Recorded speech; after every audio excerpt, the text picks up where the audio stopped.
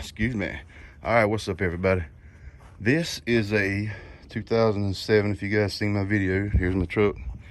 Still driving it after my rebuild. Everything's good to go. I was losing coolant. I knew what it was. Yes, sir, Mr. Radiator. Boy, that thing's ugly, ain't it? Good God. But I thought I was losing it down there at the bottom. But actually it was coming from the top, leaking all the way down. If you can, as you can see. That's an old sucker. All right, so I mean it's already done, but I'm gonna break it down to you on how to do it. Pretty thorough. All right, to start with, of course, you take your air-to-air off. Take these off. I took these straps here off. You see way over there. I'll show you when I go on the other side. You take these straps off. I put a table under the hood right here, and just laid the hood on back on the table. All right, I took these off. I loosened them up here and back there, and just swung them out like this. They only come out about right here. See, it'll touch right here. So they only come out, I don't know, 10, 12, maybe a foot. That's all you need to do. Unhook your air to air. I'm gonna show you the way I done it. I done it by myself, taking it out, but I had some help putting it in. I wouldn't recommend just taking it out by yourself. That's I'm hard-headed, man. Anyway, you take this off. Let's walk to the other side. I tell you, if you got some help, let's do it like, all right, I took this turbo off right here. I mean, not a turbo. Took this clamp off the air-to-air boot, CAC, whatever you want to call it. Slid it off, took this whole piece, set it down over there. Here, your air condition line's hooked here. Take this nut off, slide this pole. I slid this one out, same as the other side. It'll come out. Actually, it'll come on all the way over here. It'll, where's it at? Yeah, right here. It'll bypass this. It won't hit this. It'll slide right over it. And it'll come out here, and you're good to go. All right, you take your top water off. You take your bottom water off. See the pipe right here? That goes to the bottom. All right, now the way I done it, you see your air conditioner. If I had more room, because I got the hood up now, but there's the nuts right here. Right there. You got 4 of them. One here, one down here at the bottom, and 2 on the other side. Let's go around here and look. All right here. You see you got one here. Right there, and one there. Right here. Take them 4 off, and your whole air conditioning piece right here comes out. And here's what I did. You don't want to break your lines. You don't want to mess your air conditioner up and have a leak. So when I took this whole piece here off, I undone this line here, undone this line down here, pull this tab off, and this whole thing, I laid it right here, just like that. See, pull it off, 4 bolts, lay it right here, 4 nuts, lay it there. That's it. All right, my shroud, I got my shroud zip tied up, man. So I popped them off, took the shroud, pushed it back over the fan this way, towards the engine. Push the shroud back. All right, now, when you get through with that, you're unhooked. The front of this thing, if I can get around there, the bottom front, I don't know if you can see that, but I'm gonna go up and down. It's sitting on a pedestal. There's a rubber bushing on the truck, on the frame of the truck, and the radiator sits on a pedestal, like that. So anyway, you see this round hook here? I took a tie strap, hooked it there. Right here. See that in here? Hooked it there. Come up through here with the strap. And I had a motor hoist. Somebody going by with loud music.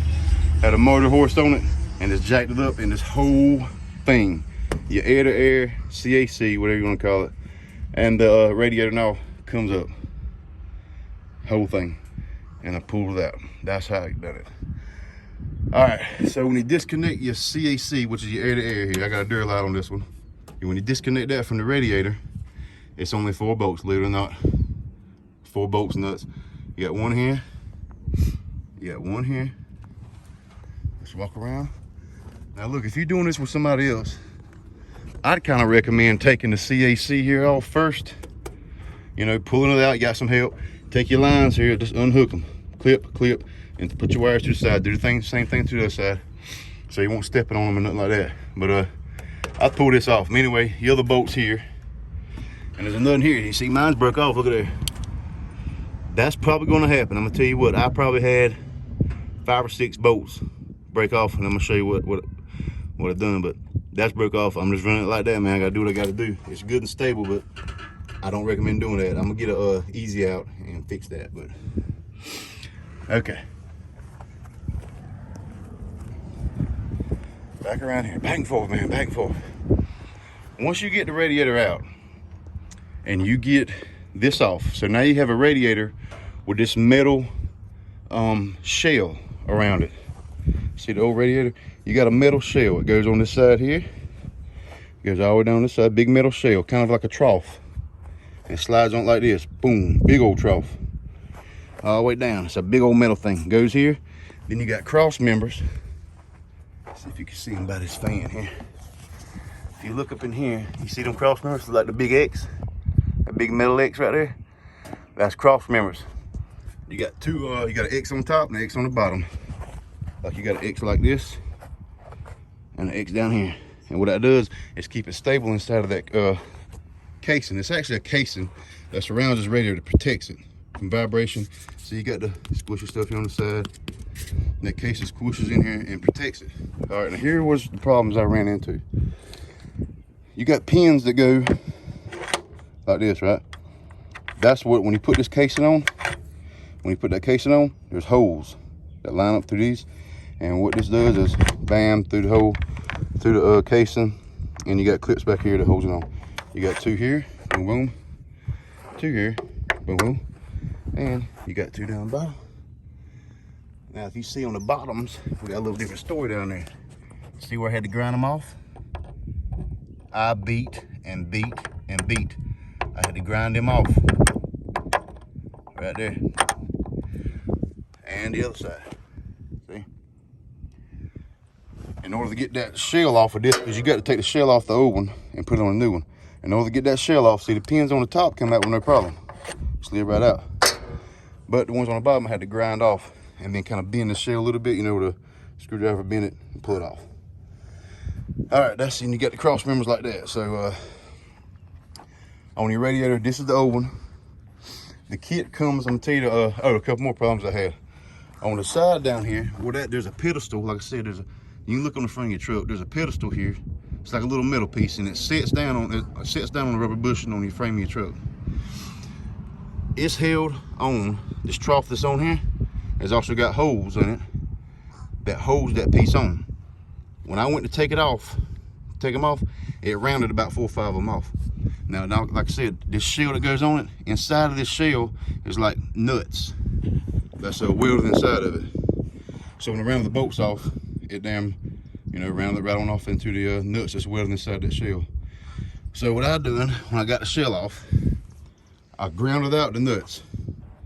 Grounded out the nuts that's welded into the side of the shell, and I put me a regular nut inside of it, and just took a welder and tack welded, just replaced it with some nuts I done.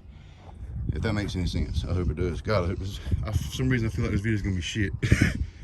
But anyway, yeah, that shell that goes over this thing that holds a big cradle, it's got some nuts on the underside of it that's welded into it. So when you screw your piece on, you know, it holds this big cradle down here. It's on both sides. Both sides. And actually, let's see. Right here, you can see the bolt. See them new bolts? There's 4 of them. Oh, you can't see the other 2, they underneath. But there's 4 of them. This is the cradle right here. So right back up, I was telling you about.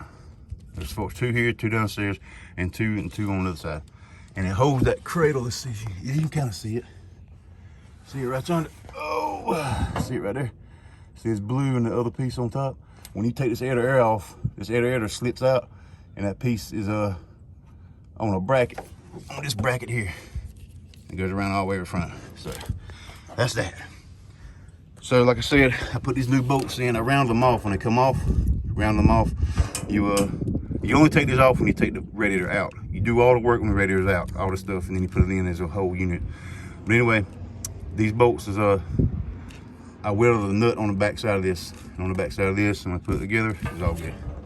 I had a table set up out here on the ground, and just put the whole unit on there, laid it flat. But let's see what else is there. Here you got 2 cross members. You do like you take it off and pretty much replace everything that's back on it. Oh yeah, here's another one. You see these pins? That's the pins. See the clips? See the pins? I had to use the old pins.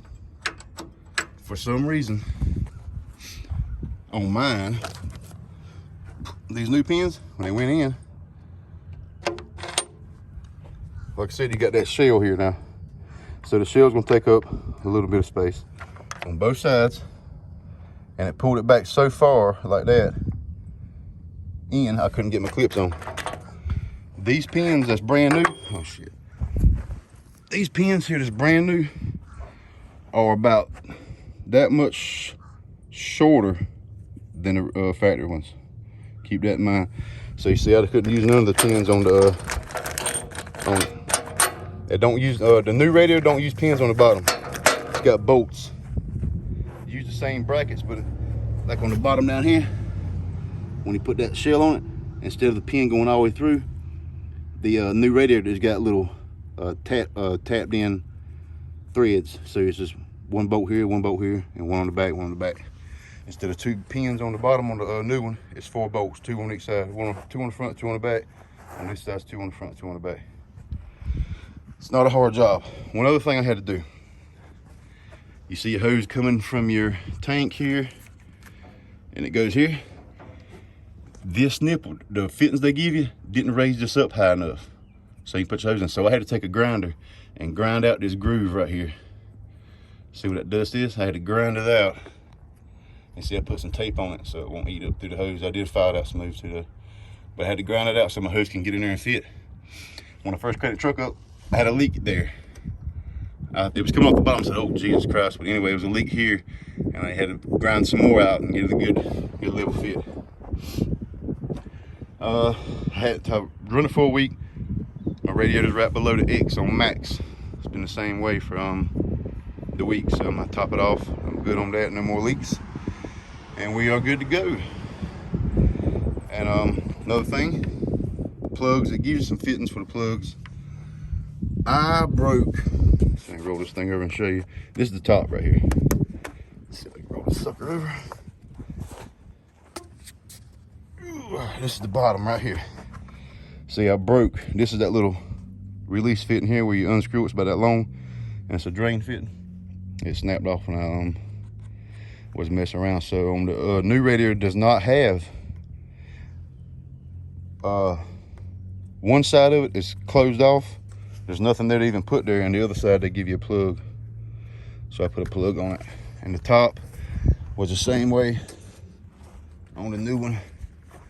You see you got 2 sides on the new one, on the old one. So you got a plug here, and that's where my fitting was for the line I was just telling you about. On the new one, you only get 1 hole. The other side, blank. I'll show you. See, the new one, it's behind here, but you know the hose, there's a fit in here, a hole in the radiator here for your hose.